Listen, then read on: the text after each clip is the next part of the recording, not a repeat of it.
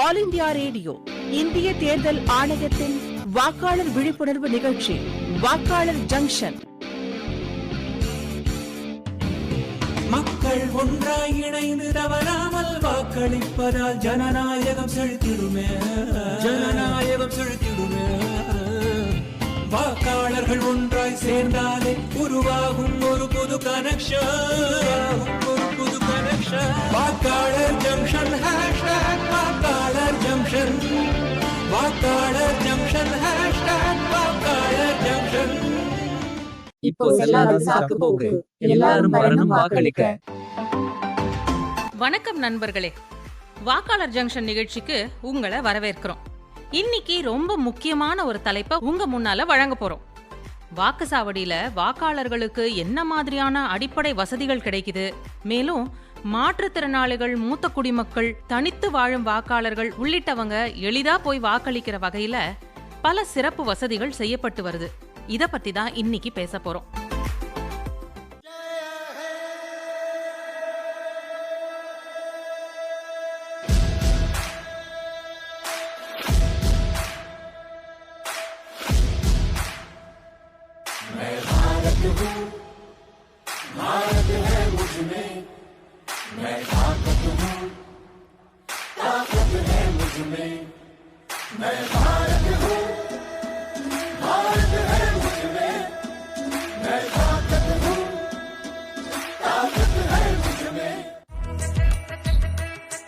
நான் பாரதம், பாரதம் என்னுள்ளே, நான் சக்தியே, சக்தி என்னுள்ளே, నేను భారతుడు దేశం నుండి నాలో.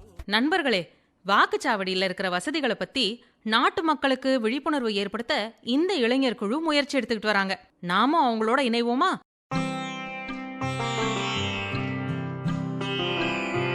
இப்போ எந்த காரணமும் செல்லாது. நீங்க கண்டிப்பா வாக்களிக்க போகணும். வேலையில இருந்து கொஞ்சம் நேரத்தை ஒதுக்கிக்கோங்க. இந்த தகவலை நீங்க மட்டும் வச்சுக்காம உங்களோட சகோதரிகள், அத்தை, மாமா எல்லா உறவினர்களுக்கும் தெரியப்படுத்துங்க. கண்டிப்பா வாக்களிக்க போங்க. இப்ப எந்த காரணமும் செல்லாது. என் ஃப்ரெண்டோட அண்ணன் மாற்றுத்திறனாளி, அவரால் நடக்க முடியாது, சக்கர நாற்காலியோட படி ஏற முடியாதுல்ல. இந்த மாதிரி பிரச்சனைக்கெல்லாம் என்ன தீர்வு இருக்கு? இந்த சின்ன விஷயத்தை பத்தியெல்லாம் கவலைப்பட வேண்டாம். ஒவ்வொரு வாக்குச்சாவடியிலும் ரேம்ப் இருக்கும், அதாவது சாய்வு தளம். அது மட்டும் இல்லாம அங்க தன்னார்வலர்களும் இருப்பாங்க. இப்போ ஒரு சிலருக்கு காதுல கேட்கிற குறைபாடு இருந்தா அவங்களுக்கு சைகை மொழி தெரிஞ்ச அதிகாரிகள் ஹெல்ப் பண்றதுக்கு காத்துக்கிட்டு இருப்பாங்க. ஒரு சிலருக்கு பார்வை குறைபாடு இருந்தா இவிஎம் எந்திரத்துல பிரெயில் ஸ்கிரிப்ட் வசதியும் இருக்கும்.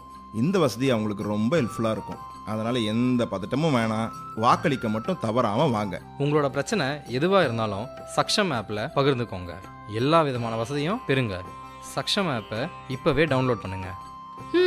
அதெல்லாம் அப்புறம் சொல்லுங்க, முதல்ல இத சொல்லுங்க. உண்மையிலே வாக்குச்சாவடிகள் பெண்களால நிர்வகிக்கப்படுதா? அதாவது ஆல் விமன் போலிங் பூத் பெண்களால நிர்வகிக்கப்படும் வாக்குச்சாவடியா? பாயிண்ட பிடிச்சிட்டீங்க மீரா. பெண்களால மட்டுமே நடத்தப்படுற வாக்குச்சாவடி இது. இது அவங்களுக்காகவே உருவாக்கி இருக்காங்க. அந்த வாக்குச்சாவடியில பதிவு செய்யப்பட்ட வாக்காளர்கள் ஆணாக இருந்தாலும் சரி, பெண்ணாக இருந்தாலும் சரி, யாரா இருந்தாலும் வாக்களிக்கலாம். ஆனா அந்த வாக்குச்சாவடியில சம்பந்தப்பட்ட அலுவலர்கள், பணியாளர்கள் எல்லாருமே பெண்களா இருப்பாங்க. அங்க குழந்தைகளை கவனிக்கிற வசதி கூட கிடைக்குமா? கண்டிப்பா இருக்கும் மீரா. அது ஒவ்வொரு வாக்குச்சாவடியிலும் இருக்கே.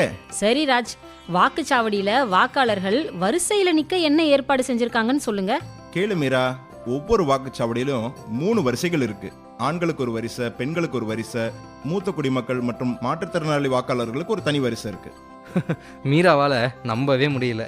மீரா, ராஜஸ்தான்ல இருக்க தேர்தல் அதிகாரி நிஷாந்த் ஜெயின் அவர்கள் என்னென்ன மாதிரி வசதிகள் வாக்குச்சாவடியில் செஞ்சு கொடுத்துருக்காங்க அப்படின்றத இப்ப சொல்றத நம்ம கேட்கலாம்.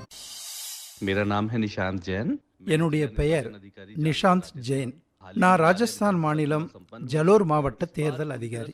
தேர்தல் சமயத்துல நாங்க அஷூர்டு மினிமம் ஃபெசிலிட்டிஸ், அதாவது சாய்வு தளம், குடிநீர், இரவு நேரமாகியோ இல்ல அதிகாலை நேரங்கள்ல தேவைப்படுற அளவுக்கு போதிய விளக்கு வசதிகள், அது மட்டும் இல்லாம நம்ம மாற்றுத்திறனாளி வாக்காளர்களுக்கு தேவையான வீல் சேர் வசதிகள், அவங்களுக்கு உதவியாளர்கள், சாரண சாரணியர், நாட்டு நலப் பணியாளர்கள், பெண்களுக்கு உதவியாளர்கள், இப்படி கிட்டத்தட்ட 40 அலுவலர்களை நியமிச்சிருந்தோம். இளைஞர்கள், மாற்றுத்திறனாளிகள் எல்லாருக்கும் பிடிக்கிற மாதிரி ஏற்பாடுகளை செஞ்சோம். நான் உங்களை கேட்டுக்கிறதெல்லாம், நாட்டில் இருக்கிற இளைஞர்கள் படிவம் 6ல வாக்காளர்களா உங்க பெயர்களை பதிவு பண்ணிக்கோங்க. மீரா, என்ன புரிஞ்சுக்கிட்டீங்களா? இப்போ செல்லாது சாக்குப்போக்கு, நீங்க செல்லணும் வாக்களிக்க. சரி, என்னோட அத்தைய சமாதானப்படுத்தினா நான் இதை ஒத்துக்கிறேன். வாக்களிக்கிறதுக்கு இந்த வயசுல அவங்க எப்படி போவாங்க?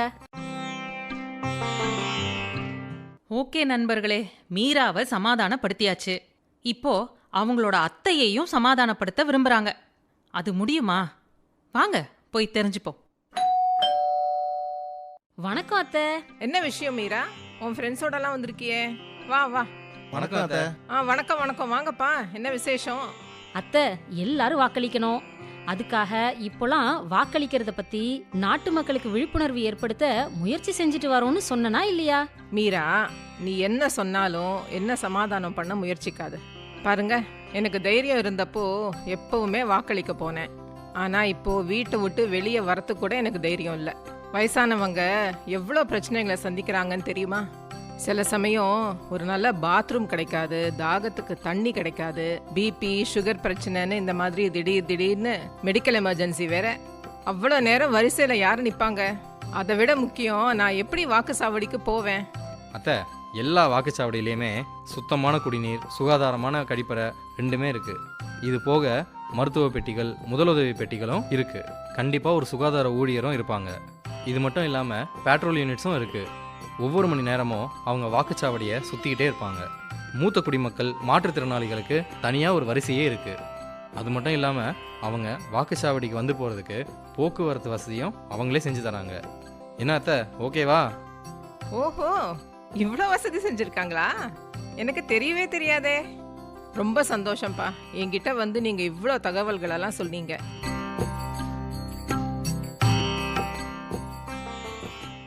இந்த நண்பர்கள் எல்லாரும் மீராவோட அத்தைய சமாதானப்படுத்துறதுல வெற்றியும் அடைஞ்சிட்டாங்க. ஆனா ஏன் கொஞ்சம் கோபமா தெரியறாங்க? எங்க போறாங்க? வாங்க நாமும் போய் பார்க்கலாம். மீரா, உங்க அத்தை என்ன இவ்வளோ கஞ்சமா இருக்காங்க? ஒரு டீ கூட கொடுக்கல. சரி வா, நான் உனக்கு டீ கொடுக்குறேன். அண்ணா, 3 டீ 3 வடை. ராஜ், ஒரு சந்தோஷமான விஷயம் என்னன்னா, தேர்தலில் பெண்களோட எண்ணிக்கை அதிகரிச்சுக்கிட்டே வருது. நான் என்ன நினைக்கிறேன்னா, வாக்களிக்க யாருமே தவறக்கூடாதுன்னு நினைக்கிறேன். இன்னைக்கு மீரா ஏதாவது சாதிச்சுட்டு தான் மூச்சு விடுவா போல இருக்கு. ஓஹோ, என்ன விஷயம் மீராக்கா? ஏய் கோபு, இங்க என்ன பண்ற? கோபு, என்னப்பா விசேஷம்? நீங்க ரொம்ப அற்புதமான வேலை செய்றீங்க. இவ்வளவு அலைஞ்சு திரிஞ்சு வாக்களிப்பு பத்தி அவேர்னஸ் கொடுக்குறீங்க. இப்போ மாற்றுத்திறனாளி கூட எந்த தயக்கமும் இல்லாம ஈஸியா வாக்களிக்கலாம். இத நானே மக்கள் கிட்ட சொல்ல விரும்புறேன். இப்போ என்னாலேயே வீல் சேர்ல ஈஸியா போக முடியுது. அங்க இருக்கிற சாய்வு தளத்துல என்னோட வீல் சேர் ஈஸியா போகுது. அதனால நான் எந்த சாக்கு போக்கும் சொல்ல மாட்டேன். கண்டிப்பா வாக்களிப்பேன். வாவ் கோபு, உனக்கு ஏதாவது சிரமம் இருந்தா 1950க்கு ஃபோன் பண்ணு. இல்லைன்னா சக்ஷம் ஆப் இருக்கே, அதை டவுன்லோட் பண்ணிக்கோ. ஆமா ஆமா, இந்த PWD ஆப் பத்தி எனக்கு தெரியும். இது இப்போ சக்ஷம் ஆப். இத மூத்த குடிமக்களும் பயன்படுத்தலாம். எல்லாரும் இணைஞ்சு நம்ம கடமையை செய்வோம். நிச்சயமா வாக்களிக்க போவோம். நான் எல்லார்கிட்டையும் சொல்ல போறேன்.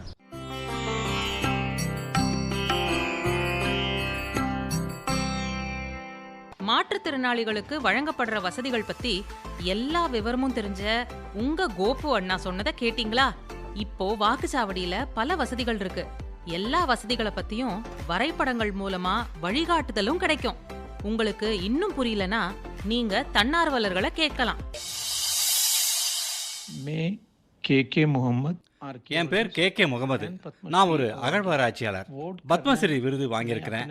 வாக்களிப்பதை எனது உரிமையா பார்க்கறேன். அதனால தவறாம வாக்களிக்கிறேன். பெண்கள், முதியோர், மாற்றுத்திறனாளிகளுக்கு அதிக வசதிகள் இப்போ அறிமுகம் பண்ணியிருக்காங்க. அதனால அவங்களும் அவங்களோட வாக்குரிமையை தவற விடக்கூடாது. நான் அங்குர் தாமா, அர்ஜுனா விருது வாங்கியிருக்கிறேன். ஆசிய பாரா விளையாட்டு போட்டிகளில் தங்கம் ஜெயிச்சிருக்கேன். வாக்களிக்க இவிஎம்ல பிரெயில் வசதி இருப்பது ரொம்பவும் உதவியா இருக்கு. வாக்குச்சாவடிக்கு வந்து வாக்களிக்கிற வரைக்கும் பல வசதிகள் இருக்கு. குடிநீர், சாய்வு தளம் அப்படின்னு எல்லாமே இருக்கு. அதனால இனி செல்லாத சாக்கு போக்கு. நிச்சயம் வரணும் வாக்களிக்க. நீங்க உங்களை வாக்காளரா பதிவு செய்யும் போது உங்க இயலாமைய பத்தின முழுமையான தகவல்களை கொடுங்க. அப்போதான் உங்களுக்கு என்ன மாதிரியான ஏற்பாடு செய்ய முடியும் அப்படிங்கறத கவனத்துல கொள்ள முடியும். உங்களுடைய குறைபாடுகளை பத்தின தகவல்களை நீங்க இதுவரை சொல்லலனாலும் உங்களுடைய BLOவை தொடர்பு கொண்டு, அதாவது பூத் லெவல் ஆபீசரை தொடர்பு கொண்டு உங்க முழு தகவலையும் கொடுங்க. இதன் மூலமா வாக்குச்சாவடியில உங்களுக்கு தகுதியான அனைத்து வசதிகளும் வழங்கப்படும். நண்பர்களே, இப்போ நாம கேள்வி நேரத்துக்கு வந்துட்டோம். நம்ம நிகழ்ச்சியை கவனமா கேட்டிருப்பீங்கன்னு நம்புறோம். கடந்த வாரம் கேட்கப்பட்ட கேள்வி, PWD வசதிக்காக உருவாக்கப்பட்டிருக்கும் செயலியின் பெயர் என்ன, அதாவது ஆப் என்ன? இதுக்கு சரியான பதில் சக்ஷம் ஆப். சரியான விடை சொல்லி குலுக்கல் முறையில தேர்வாகியுள்ள வெற்றியாளரின் பெயர் வாரிஸ் அலி கான், சஞ்சய் நகர், ऐशबाग, लखनऊ, उत्तर प्रदेश. இப்போ இந்த வாரத்துக்கான கேள்வி, பார்வை குறைபாடு கொண்ட வாக்காளர்கள் வாக்களிக்க வசதியா இவிஎம்ல எந்த ஸ்கிரிப்ட் பயன்படுத்தப்படுது? கேள்வியை மறுபடியும் சொல்றேன்.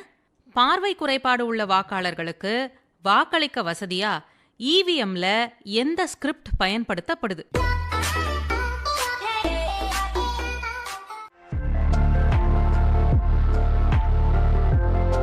இப்போ சுவாரஸ்யமான தகவலுக்கான நேரம். All women polling personnel booth பத்தி தெரிஞ்சுக்கலாம்.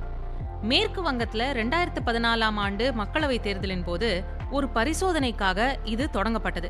அதோட வெற்றியில உற்சாகமடைந்த கயா மாவட்டம் 2015 ஆண்டு பீகார் சட்டமன்ற தேர்தல் நடந்த போது பூத் பார் டெபியூட்டட் ஆபீசரை கூட ஒரு பெண் அதிகாரியை நியமிச்சாங்க. இந்த தகவல் சுவாரஸ்யமா இருக்குது இல்லையா? வணக்கம், என் பேர் ஜெகதீஷ். என்னுடைய வாக்குச்சாவடி சென்னை பழைய வண்ணாரப்பேட்டையில் இருக்குது. நான் கடந்த 20 ஆண்டு காலமாக அந்த ஒரு வாக்குச்சாவடியில் தான் போட்டுக்கிட்டு இருக்கிறேன். நான் முதல்ல போட்ட வாக்குலேருந்து இப்போ வரைக்கும் வாக்குச்சாவடியில் நிறைய முன்னேற்றங்கள், ஏற்பாடுகள் தேர்தல் கமிஷனால் பண்ணப்பட்டிருக்கு. உதாரணத்துக்கு queue formation, directions, clear indication of எங்கே போகணும், எங்கே வாக்கு செலுத்தணும், இந்த மின்னணு வாக்குப்பதிவு இயந்திரம் வந்ததுக்கப்புறம் அதை எப்படி ஆப்ரேட் பண்ணணும், அந்த ஆப்ரேஷனுக்கும் அங்கே அமர்ந்திருக்கிற அந்த தேர்தல் அதிகாரிகள் உதவி செய்கிறாங்க. நமக்கு எப்படி அது கன்ஃபார்ம் ஆகுது ஓட்டு போடுறது அப்படிங்கிறதையும் அவங்க தெளிவாக சொல்லி கொடுக்குறாங்க. அவங்க நம்ம ஓட்டு பதிகிற வரைக்கும் நமக்கு சப்போர்ட் பண்ணுறாங்க. அப்புறம் என்ன கேள்வினாலும் அங்கே வந்து நமக்கு கிளியராக எக்ஸ்ப்ளனேஷன் கொடுக்குறாங்க. ரொம்ப நன்றி. வணக்கம், என் பேர் கிருத்திகா. என்னோட போலிங் பூத் வந்து கோவில்பட்டியில் இருக்குது. நான் எவ்ரி எலெக்ஷன் வந்து என்னோடய பேரண்ட்ஸ் கூட போய் நான் ஓட் பண்ணுறேன். அங்கே வந்து சீனியர் சிட்டிசன்ஸ் வந்துட்டு கீழே கிரவுண்ட் ஃப்ளோர்லேயே பூத் இருக்கிறதுனால அது ரொம்ப அக்சசபிளாக இருக்குது. அவங்களுக்கு ரொம்ப டிஃபிகல்ட்டிஸ் ஃபேஸ் பண்ணுற மாதிரி இல்லை அவங்களுக்கு. ப்ளஸ் அது மட்டும் இல்லாமல் ரேம்ப் ஃபெசிலிட்டிஸுமே ப்ரொவைட் பண்ணுறாங்க. ஸோ ஃபிசிக்கலி சேலஞ்ச் இல்லை ரொம்ப வயசானவங்க நடக்க முடியாதவங்களுக்கு கூட அவங்களுக்கு வீல் சேர் ஃபெசிலிட்டிஸுமே அவைலபிளாக இருக்குது. ஸோ ரொம்ப கன்வீனியண்ட்டாக போய் அவங்களால ஓட் போட முடியுது. வணக்கம், என் பேர் மாலா.